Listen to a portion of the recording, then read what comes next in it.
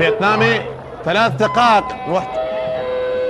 وقت المحتسب بدل الضائع. خطيرة كرة، جول جول جول جول جول جول جول جول جول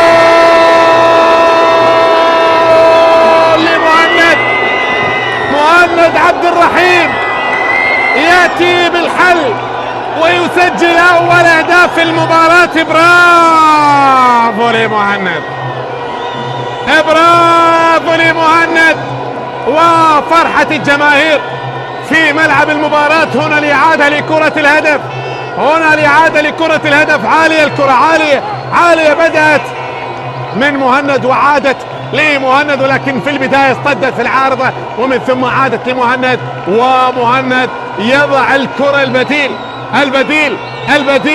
مهند يسجل بهذه الطريقة أول أهداف هذا اللقاء، أول أهداف هذه المباراة. هدف للعراق، هدف لمنتخبنا الوطني الآن في الوقت المحتسب بدل الضائع من زمن هذا الشوط.